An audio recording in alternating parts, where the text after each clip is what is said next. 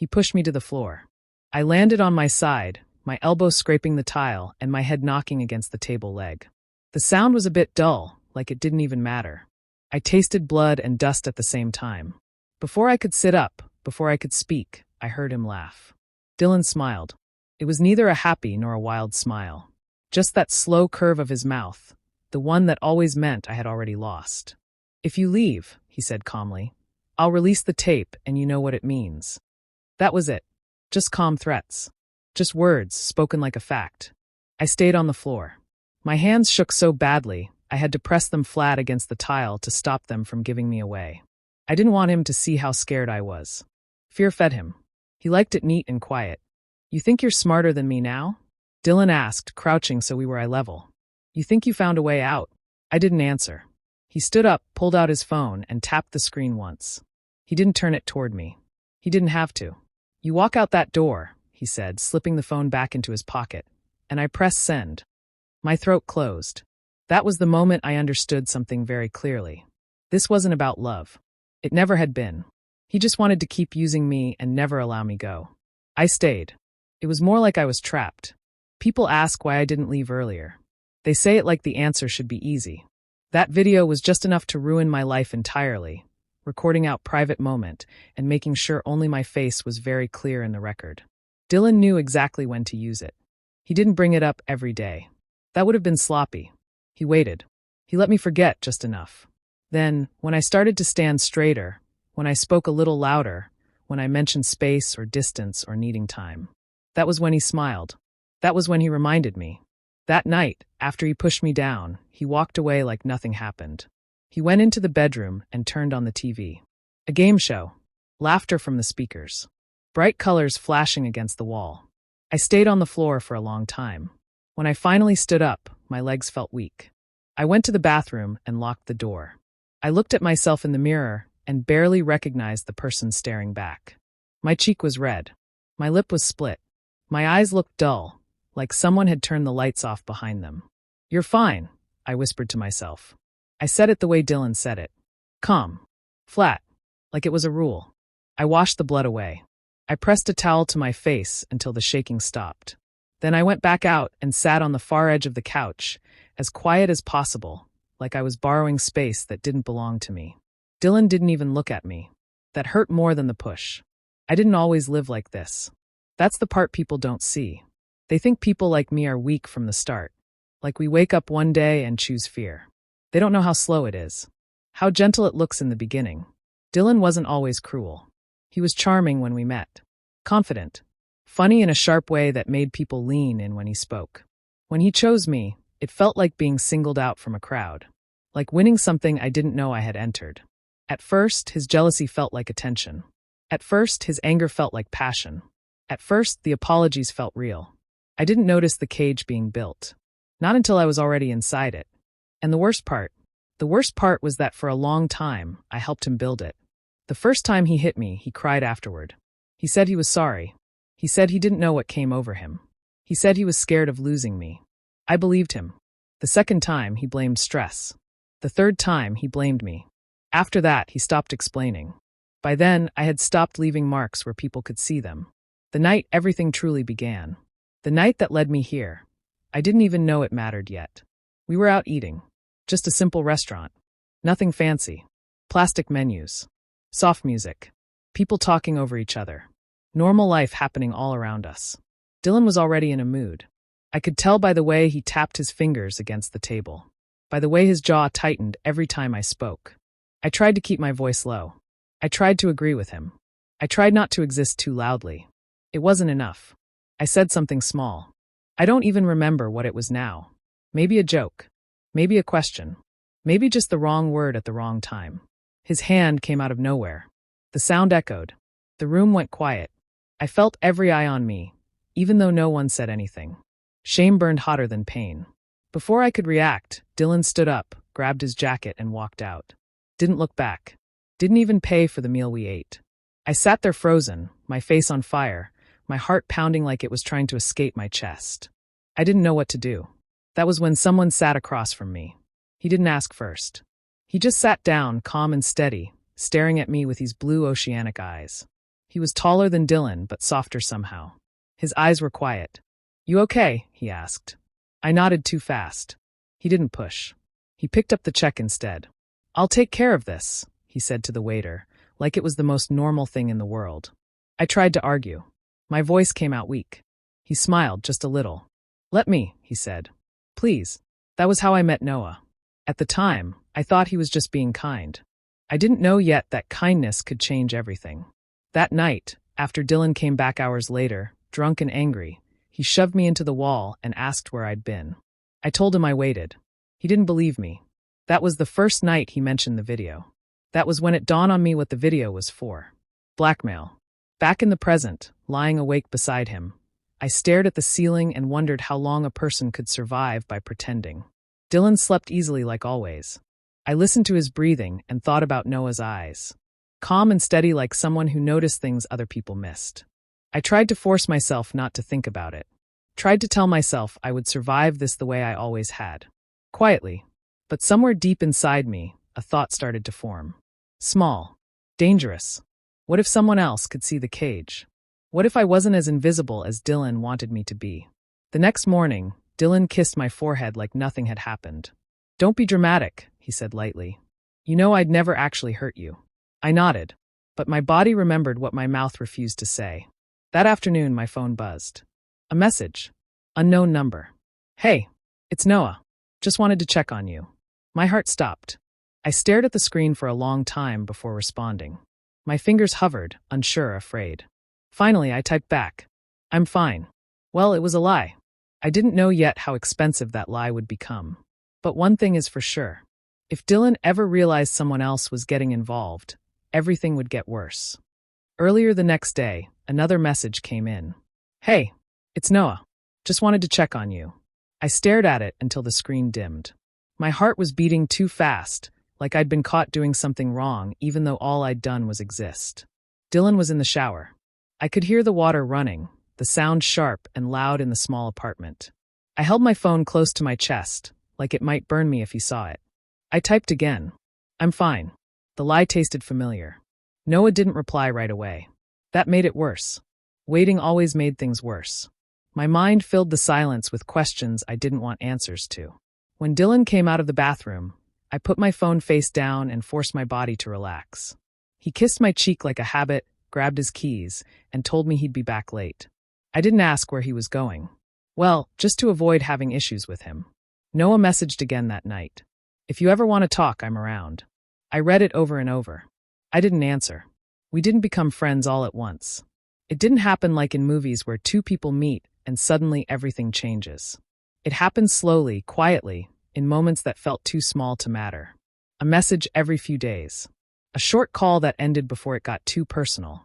A coffee I almost canceled. Noah never pushed. That was the strangest part. He didn't ask about Dylan. He didn't ask why I flinched when someone raised their voice. He didn't ask why I always checked my phone before speaking. He just talked to me. About work. About random thoughts. About movies he liked and places he wanted to visit someday. He laughed easily, but there was something careful underneath it, like he was always watching the room even when he seemed relaxed. Sometimes, when he looked at me, I felt seen in a way that made my chest ache. And sometimes that scared me more than Dylan ever did. The night everything shifted, it started with a movie. Noah invited me out. "Just a movie," he said. No pressure. No expectations. I told Dylan I was meeting an old friend. He didn't care. As long as I came back. The theater was half full. The lights were low. For a little while, I forgot to be afraid. Until someone behind us laughed. "Wow," a voice whispered too loudly. "Did you see his hair?" I felt myself shrink without thinking. Old instinct. Old survival. I lowered my head and tried to focus on the screen. The voice continued. "That's embarrassing." I didn't turn around. Then Noah stood up. He just turned and looked at them, calm and unshaken. "Keep your comments to yourself," he said. The voice went quiet. Noah sat back down like nothing happened. My hands were shaking. "Thanks," I whispered. He glanced at me. "You don't deserve that." No one had ever said that to me before. We didn't go home after. The night felt unfinished, like something was hanging in the air between us. We walked, talked, laughed softly. When we ended up at a small hotel, it felt natural, even though it shouldn't have. Nothing about that night was rough or rushed. When Noah's hands touched me, they were gentle, questioning, like he was asking permission without words. I realized then how long it had been since anyone treated me like my body was mine. Later, lying beside him, the room quiet, he noticed the bruises. He didn't say anything at first. He just traced the edge of one lightly, careful not to hurt me. "What happened?" he asked. I turned my face away. "I'm clumsy," I said. He didn't argue, but I could feel his attention sharpen. The next morning, I left before he woke up. I was afraid of how safe I had felt. I was afraid of how badly I wanted that feeling again. Dylan noticed the change in me almost immediately. He always did. "You've been distracted," he said one night, watching me too closely. "I'm tired," I replied. He smiled in that slow way that made my stomach twist. "Don't get ideas," he said. "You don't need anyone else." I nodded. Inside, something cracked. The beating that sent me to the hospital happened a week later. It wasn't over anything important. It never was. I dropped a glass. It shattered. He exploded. The pain came in waves. Blows I didn't expect. A shove that sent my head into the counter. Then nothing but sound and heat and darkness. When I woke up, the lights were too bright. My body felt heavy, distant, like it belonged to someone else. A nurse was speaking. I couldn't understand her words. Then I saw Noah. He was standing near the doorway, arms crossed, face tight in a way I had never seen before. "You shouldn't be here," I whispered. He ignored that. "What happened?" he asked quietly. I laughed weakly. "You already know." "No," he said. "I know something happened. I don't know everything." I looked away. Dylan hadn't come. That told me everything I needed to know. Noah sat beside my bed for a long time without speaking. Finally, I broke. I told him about the video. I told him about the threats. I told him why I stayed. The words came out ugly and tangled and full of shame. I cried until my chest hurt. I waited for disgust. For pity. For him to pull away. He didn't. Instead, he went very still. "That's how he keeps you," Noah said slowly. I nodded. "He's done this before," Noah added. I froze. "What?" "I don't know how many," he said. "But I know the pattern." My heart dropped. "How?" Noah looked at me, and for the first time, I saw something dark behind his calm. "I used to help people who couldn't fight back," he said. "Men like him don't change. They repeat." Fear and hope tangled together inside me. "What are you saying?" "I'm saying," Noah said quietly, "that control like his only works in silence." He leaned closer. And silence can be broken. When Dylan came that night, he was furious. He blamed me for embarrassing him, for making him look bad. He leaned down, close enough that only I could hear him. "Remember," he whispered, "you don't get to leave." I remembered. I always remembered. But this time, I also remembered Noah's voice. Men like him always keep trophies. That thought stayed with me long after Dylan fell asleep. It followed me like a shadow. This time, instead of fear, I felt something else. Something dangerous. When I was discharged, Dylan showed up late, angry, and already blaming me. "You like making scenes," he said as we walked to the car. "You like attention." I said nothing. Inside me, something had shifted. It wasn't courage yet. It wasn't strength. Felt like awareness, though. Like realizing the door had always been there. I just hadn't known it could open. Noah didn't contact me right away. That was intentional. I knew that now. Instead, he let time pass. He let Dylan believe everything was still under control. Let him feel safe in his cruelty. We spoke in fragments. Short messages. Simple check-ins. "How are you feeling today? Did you sleep?" "I'm here." Never more than that. Never enough to raise suspicion. Dylan, on the other hand, grew bolder. Confidence made him careless. He reminded me of the video more often. Casually. Like it was a joke only he understood. "Don't forget," he'd say, tapping his pocket. "Insurance." I stopped reacting. That bothered him. The first crack came when Noah asked me a question I didn't expect. "Has he ever mentioned other people?" He asked quietly one evening while we sat in his car, engine off, streetlights glowing softly around us. "What do you mean?" I asked.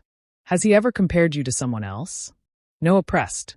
"Has he ever said you were lucky he chose you?" My chest tightened. "Yes," I whispered. "All the time." Noah nodded, like he'd just confirmed something. "He's not original," he said. "That's good." I looked at him, confused. "How is that good?" "Because it means he's predictable." We didn't confront Dylan. That was the hardest part. Every part of me wanted to scream. To accuse. to run. But Noah was patient in a way that felt unnatural.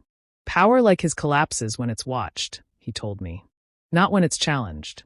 So we watched. From a distance, I started noticing things I had been trained to ignore. His secretive calls. The way he guarded his phone. The names he avoided saying. Then one night, accidentally, I saw a message. Miss you. When can I see you again? I stared at the screen, my hands cold. He had others lovers, probably he's victims. Through quiet connections, Noah found them. There were 3 others. Different cities. Different stories. Same fear. Same threat. Same video. I wasn't special. That hurt. And then it freed me. The plan wasn't dramatic. No shouting. No traps. No heroic speeches. Just truth, lined up carefully. Devices documented. Messages saved. Patterns revealed. Consent removed. Threats recorded. Dylan didn't know he was being exposed. That was the beauty of it. He thought he was winning. The night everything ended, he was relaxed. That terrified me. We were sitting in the living room when he leaned back, crossed his arms, and smiled at me. You've been quiet, he said. You thinking about leaving again? My heart raced, but I kept my voice steady. No. He laughed. Good, he said. Because I was starting to think you forgot who you belonged to. That was the last thing he ever said to me as someone in control. The knock at the door came moments later. Dylan stood, confused, irritation flashing across his face. When he opened the door, the color drained from him.